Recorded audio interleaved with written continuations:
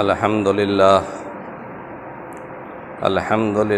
وکفا والصلاة والسلام علی سیدنا و مولانا محمد المصطفیٰ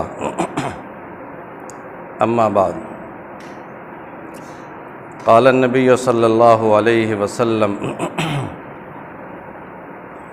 ترکت فیکم امرین لن تضلوا ما تمسکتم بہما کتاب اللہ و سنت رسولی او کما قال علیہ الصلاۃ والسلام۔ محترم بزرگوں اور بھائیوں،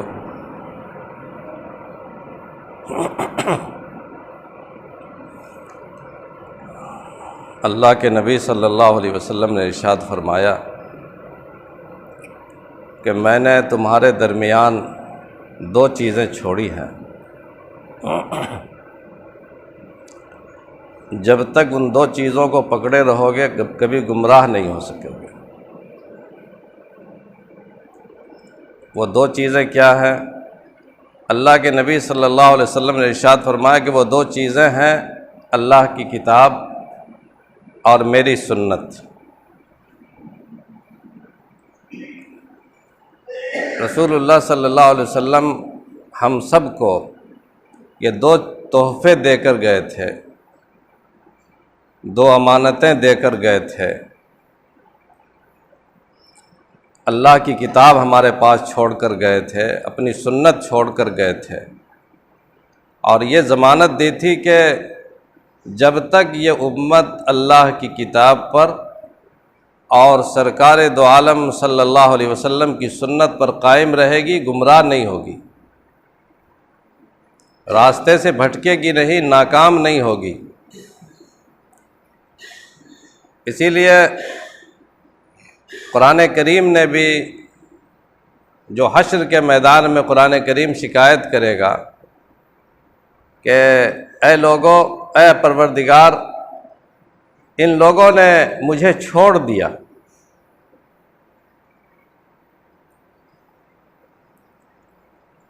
حضور تو ہمارے پاس دے کر گئے تھے کہ ہم اس کو پکڑے رہے، اس کو کبھی بھی چھوڑے نہیں، لیکن اس امت نے حضور صلی اللہ علیہ وسلم کے اس تحفے کی، اس امانت کی کتنی قدر کی ہے۔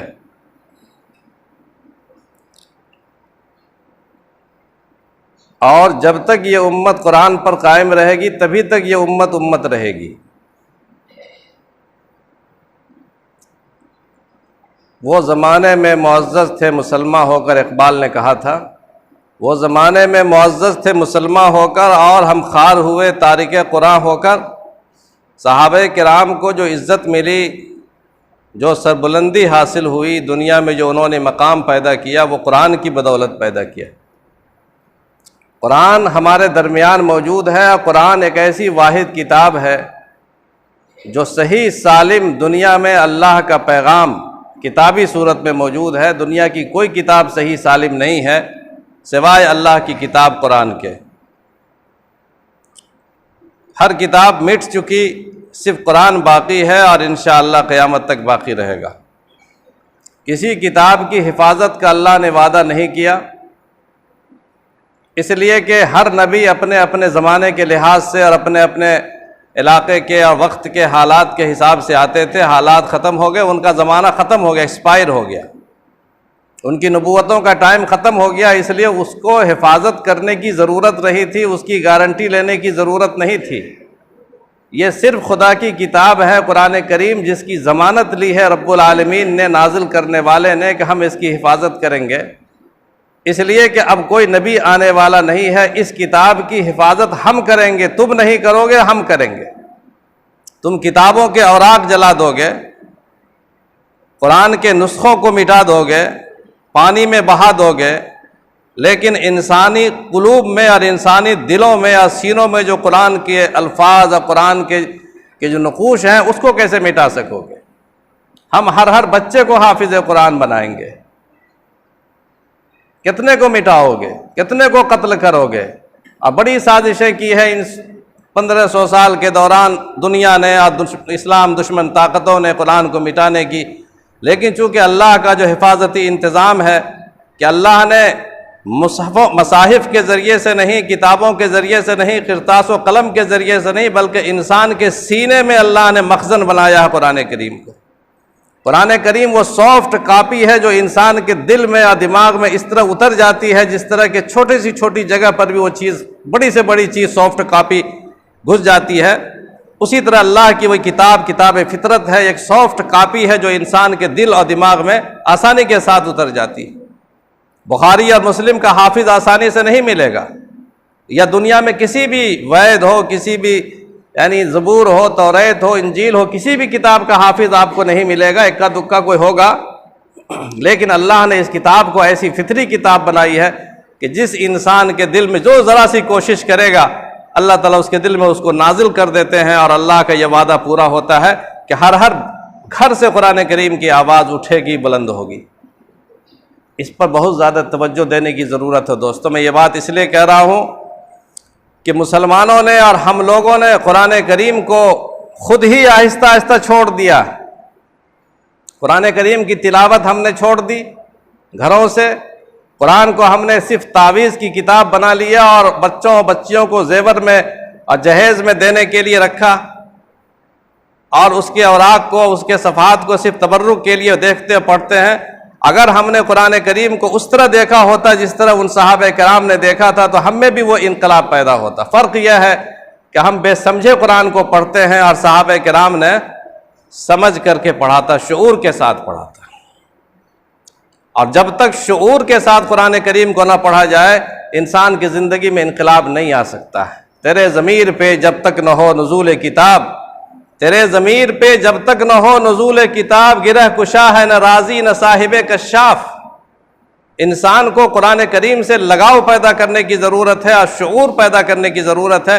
انسان کو سمجھنا چاہیے کہ قرآن کریم ہم سے کیا کہتا ہے، اللہ ہم سے کس طرح مخاطب۔ ورنہ صحابہ کرام بہت پڑھے لکھے آدمی نہیں تھے، بہت یعنی مہذب معاشرے کے بھی رہنے والے نہیں تھے، ایک عام زندگی اس زمانے کی تو اور بھی زیادہ پچھڑی ہوئی زندگی گزارنے والے لوگ تھے۔ ایک ایسی سوسائٹی میں رہتے تھے جس میں کوئی تمدن نہیں تھا، کوئی ترقی نہیں تھی، لیکن یہی کتاب تھی جو کتاب انقلاب بن کر آئی، اور اس قرآن کریم کے ذریعے سے اللہ نے ایسی ہدایت عطا فرمائی، اور ایسا اللہ نے ایسا شعور ان کے اندر پیدا فرمایا۔ ان ھذا القرآن یہدی للتی ہی اقوم۔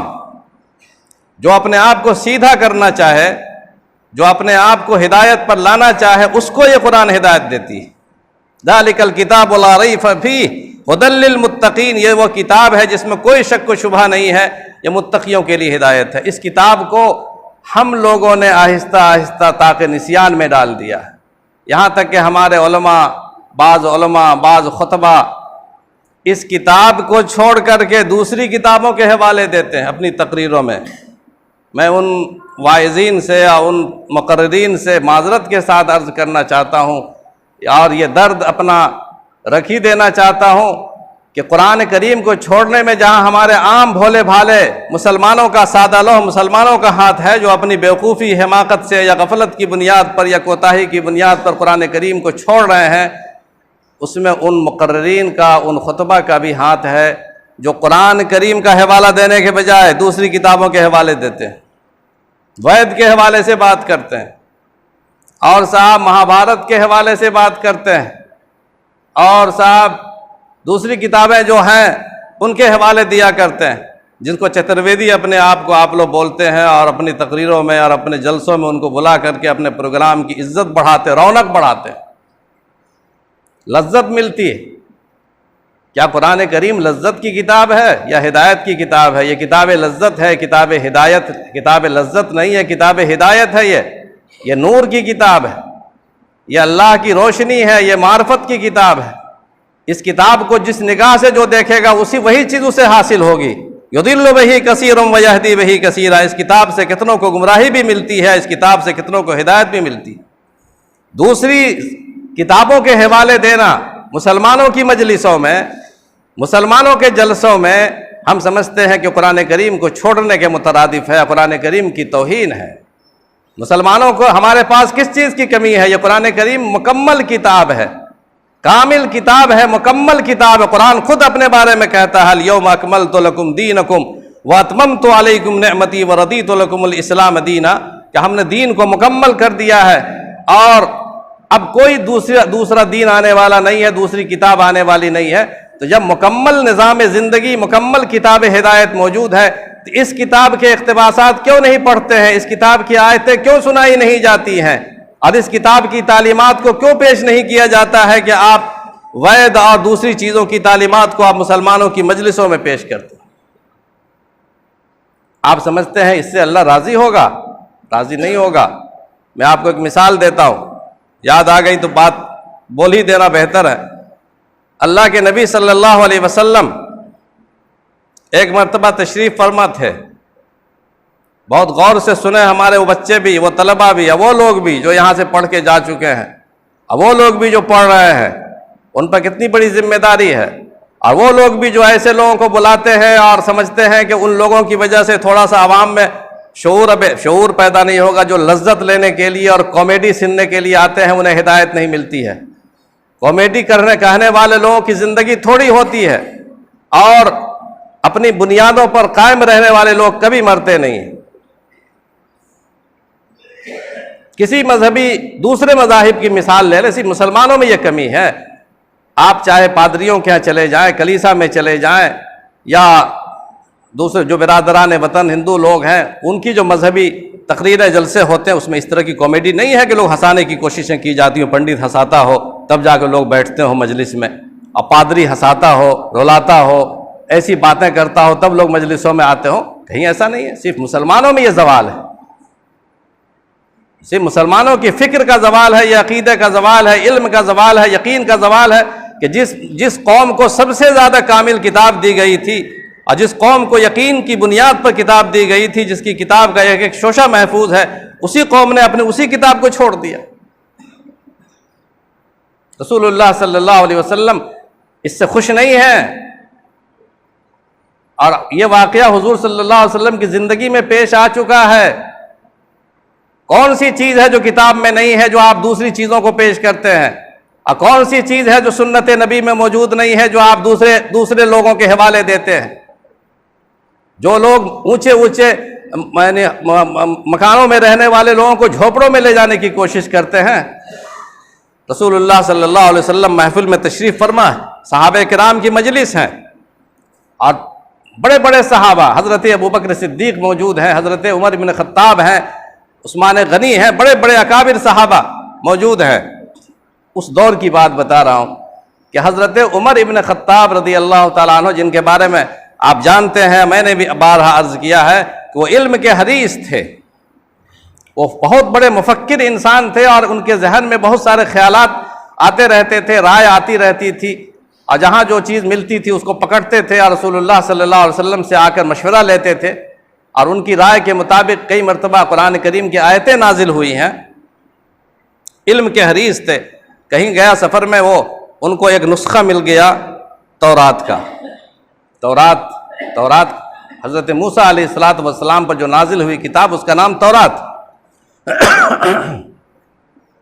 تورات کا نسخہ مل گیا، وہ بڑی خوش ہوئے کہ یہ تو بڑی علمی کتاب ہے، حضرت موسیٰ علیہ السلام پر نازل ہوئی ہے، اور حضرت موسیٰ بھی نبی تھے اور ہمارے سرکار بھی نبی ہیں، یقیناً حضور بہت خوش ہوں گے اس کتاب کو دیکھ کر کے، چونکہ حضور صلی اللہ علیہ وسلم سامنے تو وہ کتاب آپ نے پڑھا نہیں تھا، چونکہ آپ لکھنا پڑھنا نہیں جانتے تھے، آپ کا امی ہونا آپ کا اعجاز ہے کہ آپ بغیر لکھے پڑھے آپ نے قرآن کریم جیسی کتاب آپ نے دنیا کو دیا، یہ آپ کا اعجاز ہے، یہ آپ کا کمال ہے، یہ اللہ کی کتاب ہونے کی دلیل ہے کہ جو آدمی لکھنا پڑھنا نہ جانتا وہ کتاب تو خود لکھ نہیں سکتا ہے، یقیناً اللہ کی کتاب ہے۔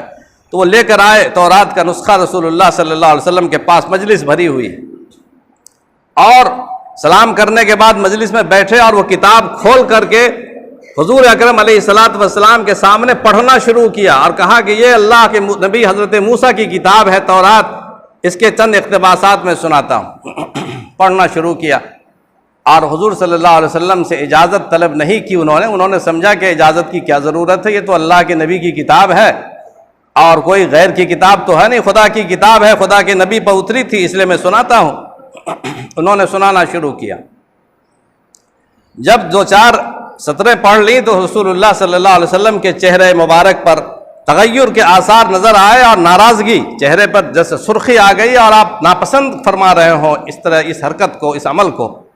مگر حضرت عمر کی نظر تو اس کتاب پر تھی، رسول اللہ صلی اللہ علیہ وسلم کے چہرے انور پر نہیں تھی. آپ کو پتہ نہیں چل سکا کہ حضور ناراض ہیں، ناگواری اظہار فرما رہے ہیں کیا.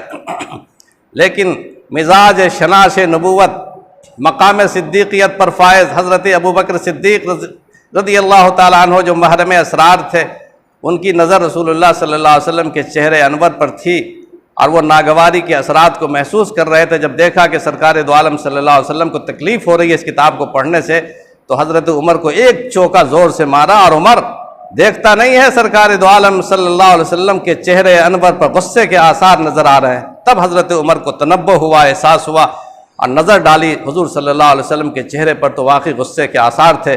صحابہ کرام تو اللہ کے نبی کی ناگواری کو سب سے زیادہ ڈرنے والے، اللہ کے غضب سے اور اللہ کے رسول کے غضب سے ڈرنے والے تھے صحابہ کرام. ہمیں تو پرواہ نہیں ہے کہ اللہ ناراض ہو جائے تو ہو جائے، رسول اللہ صلی اللہ علیہ وسلم ناراض ہو جائیں تو ہو جائے معاذ اللہ، لیکن ہم اپنے نفس کی خواہشات پر چلنے والے لوگ ہیں. صحابہ کرام ایسے نہیں تھے. حضرت عمر نے جیسے ہی دیکھا کہ رسول اللہ صلی اللہ علیہ وسلم کے چہرے انور پر ناگواری کے اثرات ہیں، فوراً آپ ڈر گئے اور کہا کہ میں اللہ کی غضب اور رسول اللہ صلی اللہ علیہ وسلم کے غضب سے میں اللہ کی پناہ چاہتا ہوں. مجھ سے غلطی ہو گئی، میں اللہ کے غضب اور اللہ کے رسول کی غضب سے میں پناہ چاہتا ہوں. یہ انہوں نے الفاظ کہے. رسول اللہ صلی اللہ علیہ وسلم نے ارشاد فرمایا، بہت محبت سے سمجھایا اور کہا کہ یہ کتاب وہ ہے جو کتاب کا زمانہ ختم ہو چکا ہے. یہ اس نبی پر نازل ہوئی تھی جس نبی کی نبوت کا زمانہ ختم ہو چکا. اب اللہ پاک نے مجھے اتارا ہے اس دنیا کی ہدایت کے لیے. اور یاد رکھو، اگر موسیٰ بھی آج موجود ہوتے، لو کان موسیٰ حیا، اگر موسیٰ بھی آج دنیا میں زندہ ہوتے تو موسیٰ کو بھی اپنی کتاب کی نہیں بلکہ میری اتباع کرنی پڑتی. یہ اسی موقع پر آپ نے فرمایا تھا جب حضور کی مجلس میں حضور کی کتاب کو چھوڑ کر، قرآن کو چھوڑ کر کے تورات پڑھی جا رہی تھی، اور وہ یقینی نبی کی کتاب تھی، یعنی غیر حضرت موسیٰ کی نبوت پر ہمارا یقین ہے اور تورات اللہ کی کتاب ہے، اس پر ہمارا یقین ہے. ایک یقینی نبی پر نازل شدہ یقینی کتاب کی تلاوت اللہ کے نبی کی مجلس میں ہوئی، اور آپ اس قدر ناگوار ہوئے کہ حضرت عمر کو اللہ کے رسول کے غضب سے پناہ مانگنی پڑی. اور حضرت رسول اکرم صلی اللہ علیہ وسلم نے اسی موقع پہ یہ ارشاد فرمایا تھا کہ اگر موسیٰ زندہ ہوتے آج تو انہیں بھی میری اتباع کے علاوہ کوئی چارہ نہیں تھا. معلوم ہوا کہ رسول اللہ صلی اللہ علیہ وسلم کی کتاب چھوڑ کر، قرآن چھوڑ کر، حدیث چھوڑ کر مسلمانوں کی مجلسوں میں دوسرے مذہب کی کتابوں کو پڑھنا، وید اور مہابھارت اور اس طرح کی چیزوں کو پڑھنا جس کے بارے میں معلوم ہی نہیں ہے کہ وہ کسی نبی پر اتری تھی کہ نہیں اتری تھی، ان لوگوں کی بنائی ہوئی چیزیں ہیں. ان کا عقیدہ ہے، ہم ان کے عقیدے کی توہین نہیں کرتے ہیں، لیکن ہمارے اپنے حساب سے کسی ان کا یقین نہیں ہے ہم کو کہ وہ کس پر نازل ہوئی تھی، کسی نبی پر اتری ہوئی تھی کہ نہیں اتری تھی. وہ ان کا عقیدے کی کتاب ہے. کسی ایسی مذہبی کتاب کے حوالے دینا، اس کے اقتباسات پڑھنا اور قرآن کریم کی آیتوں کو نہ پڑھنا، یہ رسول اللہ صلی اللہ علیہ وسلم کی ناگواری کو دعوت دیتا ہے، حضور صلی اللہ علیہ وسلم کے غضب کو دعوت دیتا ہے.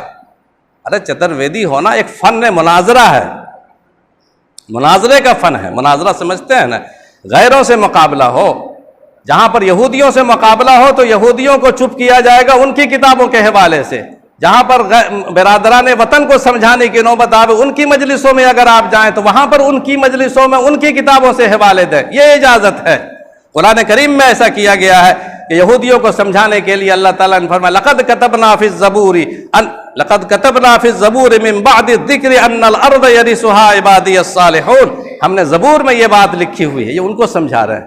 ہم نے زبور میں یہ بات لکھی ہے کہ زمین کے مالک نیک بندے ہوں گے. کسی خاندان کی پابندی نہیں ہے کہ بنی اسرائیل کی ٹھیکیداری ہے اور ان کی جاگیرداری ہے کہ دنیا میں نبوت اور ہدایت ان کے خاندان میں رہے گی. نہیں، جو صالح ہوگا اس کو زمین کی وراثت دی جائے گی. لقد كتبنا فيها ان النفس بالنفس، لقد كتبنا فيها ان النفس بالنفس والعين بالعين. قرآن کریم کے گائے ہم نے تورات میں یہ بات لکھ رکھی ہے کہ جان کا بدلہ جان ہے اور خون کا بدلہ آنکھ کا بدلہ آنکھ ہے، آنکھ پھوڑ دے تو اس کے بدلے میں آنکھ پھوڑی، قصاص کا جو قانون ہے وہ پہلے سے موجود ہے۔ چونکہ حضور صلی اللہ علیہ وسلم کے سامنے ایک مقدمہ آیا تھا اسی ٹائپ کے لوگوں کا جو غیر مذہب کے یہودیوں کا تھا، تو اللہ تعالیٰ نے ان کے حوالے سے وہ بات کہی۔ تو یہ چترویدی ایک مناظرے کا فن ہے، جیسے جہاد دشمن کے مقابلے میں استعمال کیا جائے گا، تلوار دشمن کے مقابلے میں استعمال کیا جائے گا، اسی طریقے سے فن مناظرہ دشمن کے مقابلے میں استعمال کیا جائے گا۔ آپ دوستوں کی مجلس میں تعلیمات اسلامی کو پیش کریں، تعلیمات نبوت کو پیش کریں، اللہ کے رسول کیا فرماتے تھے اور اللہ تعالیٰ کیا فرماتے ہیں۔ مگر آج اس امت کے ان لوگوں نے جن کا مزاج لذت پرستی کا ہے، نفس پرستی کا ہے، یا دنیا طلب کرنے کا ہے، ان لوگوں نے سارے معیار کو تبدیل کر دیا ہے۔ اس لیے اس کو پھر دوبارہ سے بحال کرنے کی ضرورت ہے۔ اللہ تعالی ہمیں سمجھ نصیب فرمائے اور کہنے سے زیادہ اور سننے سے زیادہ عمل کی توفیق عطا فرمائے۔ وآخر دعوانا الحمد للہ رب العالمین۔